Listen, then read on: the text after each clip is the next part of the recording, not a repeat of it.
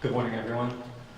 I want to thank Maya and Carrie, Lisa, and the Seeds of Peace organization for inviting me to participate in the workshop today. I want to thank all of you for dedicating your Saturday to be here in the service of a very noble purpose. I'd also like to thank my fellow panelists, all of whom are doing such amazing things for our communities that if this were a game of Sesame Streets, one of these things just doesn't belong, I'm afraid I would be the easy choice. I say that because I am an accidental filmmaker. My name is Matthew Nagato. I am the writer, producer, and director of a film called Ola, Health is Everything. It's a local documentary that was produced last year. I was born and raised in Waimanalo, so I'm a country boy. I might not look it, but I will say that you can take the boy out of Nalo, but you can't take Nalo out of the boy, and I'll just leave it at that. I say I was an accidental filmmaker because I never set out intentionally to make this movie. I happened to be in the right place at the right time and met the right people, and was very fortunate to have had everything come together in a very magical moment to create this film. And I've spent the last 15 months traveling around the state and around the country, showing the film to schools, to community associations, to employer groups, to nonprofits. A couple of weeks ago, I had my 155th screening of the film since it premiered. And so it's been a busy time. By way of talking about how my work and this Seeds of Peace relate to one another, I want to spend just a couple of minutes talking about the film for those of you that haven't seen it. How many of you actually have seen the film? Okay, well, if I had a marketing person, I would fire him, but I will look on all of you as a prospective audience. So good, let me talk a little bit about Ola. Ola is a native Hawaiian word. It means life and well-being. And the central message of Ola is that in order for us to create thriving, healthy communities, we need to focus on the social origins of our health. The social origins that actually happen upstream from the healthcare infrastructure. And by healthcare infrastructure, I mean things like doctors, clinics, hospitals, high technology, pharmaceuticals, insurance, all of the things that you normally think of when you think about healthcare. Those are important things, but they pale in comparison when compared to the social origins of our health, which actually account for more than 2-to-1 whether or not we live long and healthy lives. These social factors include things like education, income, where you live, what's the environment of your neighborhood, what transportation challenges do you face every day, and what kind of stresses does that put in your life? What kind of access do you have to fresh, healthy fruits and vegetables? All of these things combined create the conditions in which people have opportunities to either be healthy or to not be healthy. And so that's the central message of the film, is that health isn't just the things we normally think about. Health is really everything. But more than that, we also talk about the fact that all of these things are interconnected, that they affect one another. In trying to demonstrate that, in the movie we feature 3 individuals from communities across Hawaii who have done selfless acts of service and taking it upon themselves to try to do something in their community to address one of these social issues. And by doing so, these individuals have not only created positive social change, by affecting one of these social issues, they have created a ripple effect that ultimately improves the lives and the well-being of all the people that live there. And these are 3 people who, I'm not bashful to say, changed my life just by knowing them. And so, for the vast majority of you who haven't seen the film, I would encourage you to do that. As I mentioned, I was very lucky to be in a place to make this movie. Even luckier to be invited to go around the state to show the film, such that I've been asked and I have produced a sequel to Ola called Ike. Ike is another native Hawaiian word. It means to learn or knowledge. And the reason why I chose that for the second film is because of all of these social factors that affect your health. And I'm not just saying this because some of you are teachers. The most important of those social factors, in my view, is education. Because if you can provide people, and I'm not just talking about children, I'm talking about pre-K all the way through college. If you can provide people with comprehensive, quality education, you reduce the likelihood that they're going to grow up in poverty, or you increase the likelihood that they escape from poverty. And the minute you do that, because all of these things are connected, you improve the opportunity that they have to live in a better neighborhood, to make healthier choices, to have better access to the things that they need to lead thriving and healthy lives. And so, if you haven't seen the first film, the second film is premiering at the Hawaii International Film Festival on November 6th, 6:30 p.m. Mark your calendars. But when I think about the components of health and how they're interrelated, I'm struck by how similar it is to the seeds of peace. Because we know that the 7 seeds of peace are all very important, but we also know that they don't operate in a vacuum. They don't operate by themselves. The seeds of peace are also interconnected. They all vibrate in the same harmony with one another to create the conditions in which we can build peace. You know, when I was making Ola, I told folks that even though I was a novice filmmaker, I had no intention of creating a typical documentary film. I wanted it to be a love letter to Hawaii, visually, emotionally, and culturally.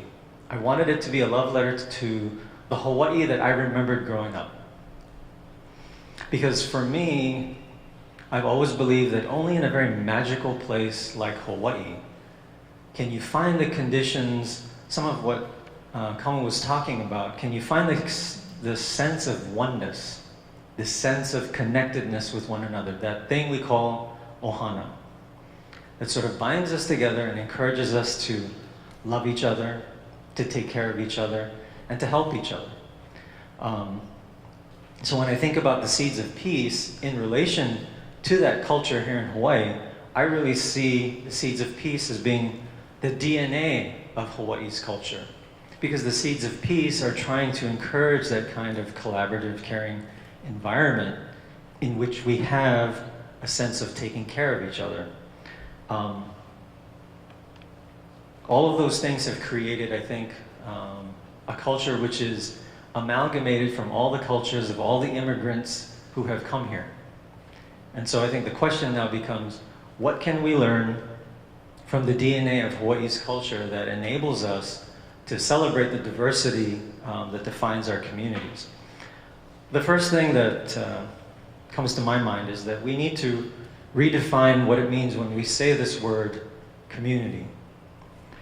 Community shouldn't be sort of this convenient geographical designation that divides us by place. Oh, you live in 96797, well, you're the Waipahu community. But if you live in 967A2, which is sort of right next door, well, I'm sorry, you're part of the Pearl City community.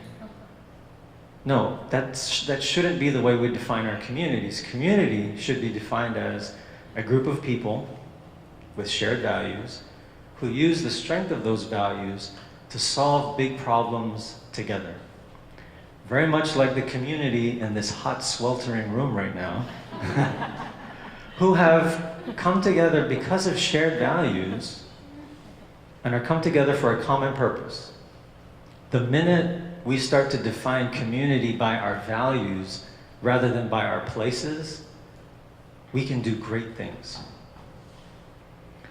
The second lesson that I think we can draw from the Seeds of Peace revolves around what I consider to be the most important human element, which is compassion.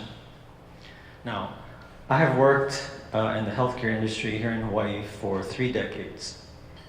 Started when I was 5. I've worked in the healthcare industry here in Hawaii for 3 decades, and I have seen remarkable compassion.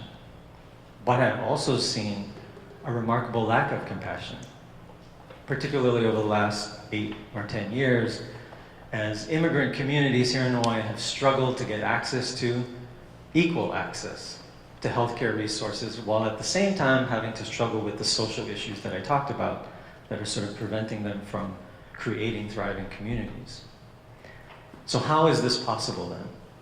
How is it that in a magical place that I described, where we treat each other as ohana, where we're all feeling interconnected, can there be this remarkable lack of compassion? One possible answer to that is some people believe that we live in very tough times. And tough times, they have a tendency to make people nervous, defensive, scared. And when that happens, they put shields up, right? When I'm nervous, when I'm feeling defensive, I put a shield up because I need to protect what's mine. We need to protect what's ours because there ain't enough to go around for everybody. If you believe that we live in tough times and you believe that we don't have abundance, you have this sort of defensive crouch. And when you're in that position, it is impossible for you to feel true compassion for another person, for another community, or for the greater good, because you have a shield in front of you. You have a shield all around you. And so the only way for us to really experience true compassion for another, true compassion for a community, or true compassion for the greater good of us all, is to surrender to absolute vulnerability by putting that shield down and recognizing that our fears, but also our hopes, are exactly the same as everyone else's. Surrendering to absolute vulnerability allows your compassion to turn your eyes into very bright eyes so that you can see very clearly that we are all in this thing together. My 10 minutes are almost up, so I'm going to just talk about one last thing, which is sort of the totality of the seeds of peace.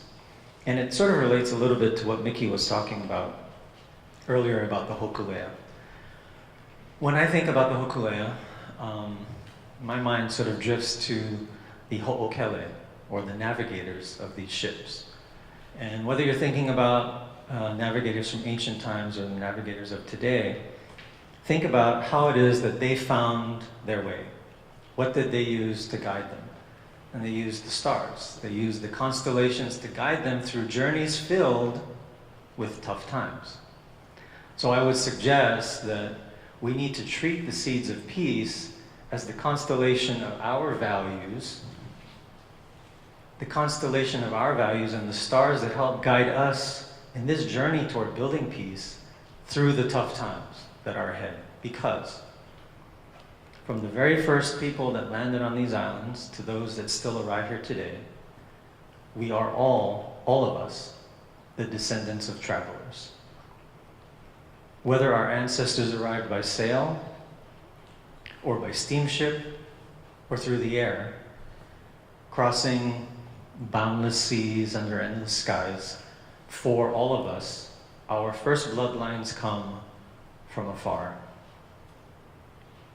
But now that we're here, now that we've arrived on these sacred islands in the middle of the Pacific, we forget that. We forget that we would not be here if our ancestors had traveled alone.